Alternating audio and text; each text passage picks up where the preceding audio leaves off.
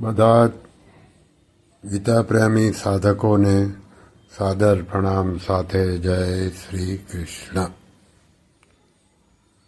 રાગ દ્વેષ ઉપર વિજય મેળવવાના ઉપાયો જે પરમ શ્રદ્ધેય સ્વામી રામસુખદાસજી મહારાજે બતાવ્યા છે એ એમના જ શબ્દોમાં અહીંયા રજૂ કરું છું. સ્વામીજી કહે છે, રાગ દ્વેષને વશીભૂત થઈને કર્મ કરવાથી રાગ દ્વેષ પુષ્ટ એટલે કે પ્રબળ થાય છે અને અશુદ્ધ પ્રકૃતિ એટલે કે સ્વભાવનું રૂપ ધારણ કરી લે છે. પ્રકૃતિ અશુદ્ધ થતાં પ્રકૃતિની અધીનતા રહે છે. એવી અશુદ્ધ પ્રકૃતિની અધીનતાથી થવાવાળા કર્મો મનુષ્યને બાંધે છે.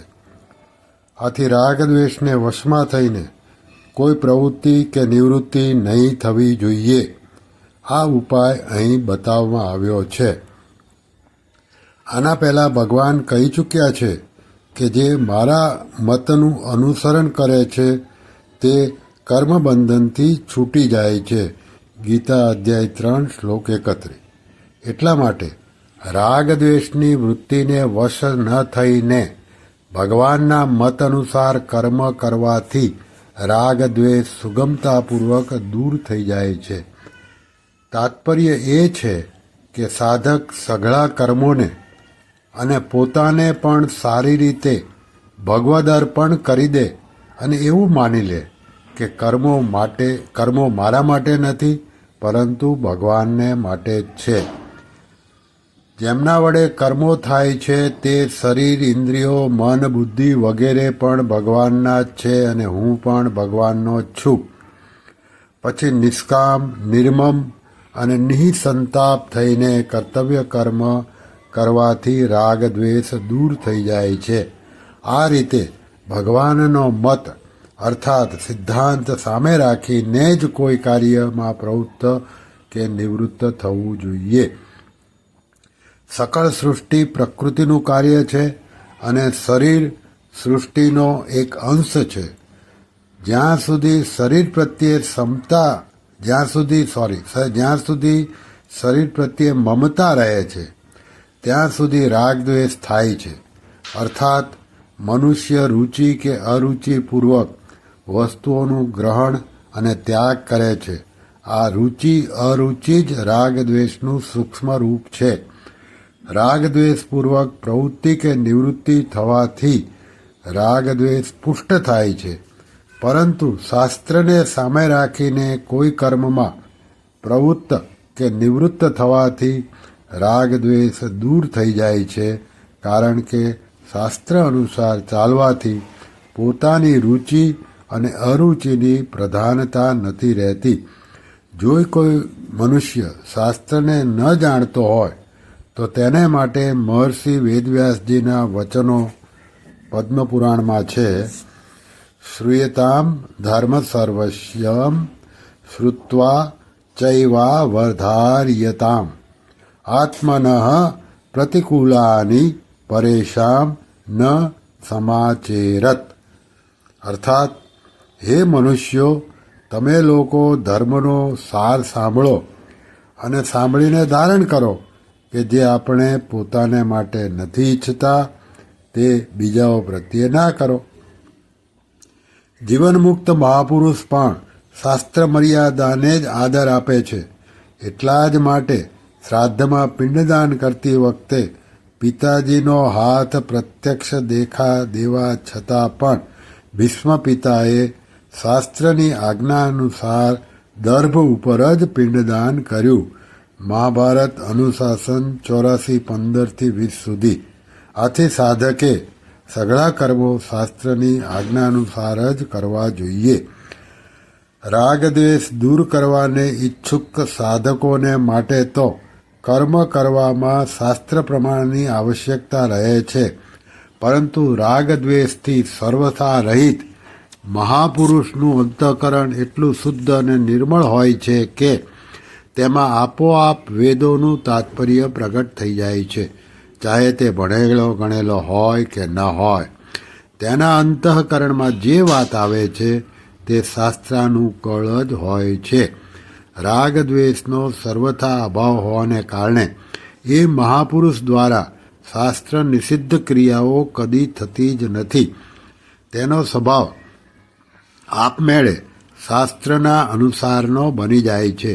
આ જ કારણ છે કે એવા મહાપુરુષના આચરણ અને વચન બીજા મનુષ્યોને માટે આદર્શ હોય છે. ગીતા અધ્યાય 3 શ્લોક ક્રમાંક 21. આથી તે મહાપુરુષના આચરણો અને વચનોનું અનુસરણ કરવાથી સાધકના રાગદ્વેષ પણ દૂર થઈ જાય છે. કેટલાક લોકો એવું માનતા હોય છે કે રાગદ્વેષ અંતઃકરણના ધર્મો છે, આથી તેમને દૂર નથી કરી શકાતા. પરંતુ આ વાત યુક્તિસંગત નથી દેખાતી. વાસ્તવમાં રાગદ્વેષ અંતઃકરણના આગંતુક વિકારો છે, ધર્મ નથી. જો તેઓ અંતઃકરણના ધર્મ હોત તો જે સમયે અંતઃકરણ જાગૃત રહે છે તે સમયે રાગદ્વેષ પણ રહેત, અર્થાત તેમની સદાય પ્રતીતિ થાત.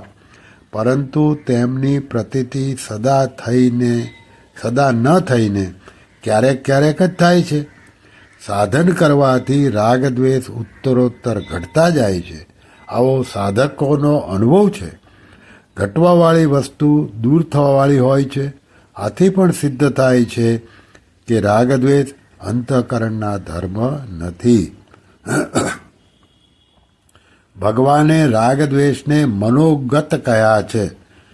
અધ્યાય 2:55 શ્લોકમાં ભગવાને કહ્યું છે, કામાન સર્વાન પાર્થ મનોગતાન. અર્થાત એ મનમાં આવવાવાળો છે, સદા રહેવાવાળા નથી. આ ઉપરાંત ભગવાને વધારામાં અધ્યાય 13 શ્લોક 6માં કહ્યું, રાગદ્વેષને ભગવાને ત્યાં વિકારો કહ્યા છે. અને પ્રિય અપ્રિયની પ્રાપ્તિમાં ચિત્તનું સદા સમાન રહેવું તેને સાધન કહ્યું છે. ગીતા અધ્યાય 13 શ્લોક ક્રમાંક 9. જો રાગદ્વેષ અંતઃકરણના ધર્મ હોત તો આ સમચિત્તતા રૂપી સાધન બની જ નહીં શકત. ધર્મ સ્થાયી રહે છે અને વિકારો અસ્થાયી, અર્થાત આવવા જવાવાળા હોય છે. રાગદ્વેષ અંતઃકરણમાં આવવા જવાવાળા છે, આથી તેઓને દૂર કરી શકાય છે. પ્રકૃતિ જડ અને પુરુષ ચેતન બંને ભિન્ન ભિન્ન છે. આ બેઉનો વિવેક સ્વતઃ સિદ્ધ છે. પુરુષ આ વિવેકને મહત્વ ન આપીને પ્રકૃતિજન્ય શરીર સાથે એકતા કરી લે છે અને પોતાને એકદેશીય માની લે છે. આ જડ ચેતનનું તાદાત્મ્ય જ અહમ એટલે કે હું કહેવાય છે અને તેમાં રાગદ્વેષ રહે છે. તાત્પર્ય એ છે કે અહંતા એટલે કે હુંપણામાં રાગદ્વેષ છે અને રાગદ્વેષથી અહંતા પુષ્ટ થાય છે. આ જ રાગદ્વેષ બુદ્ધિમાં પ્રતીત થાય છે, જેથી બુદ્ધિમાં સિદ્ધાંત વગેરેને લીધે પોતાની માન્યતા પ્રિય અને બીજાઓની માન્યતા અપ્રિય લાગે છે. પછી આ રાગદ્વેષ મનમાં પ્રતીત થાય છે, જેથી મનને અનુકૂળ વાતો પ્રિય અને પ્રતિકૂળ વાતો અપ્રિય લાગે છે.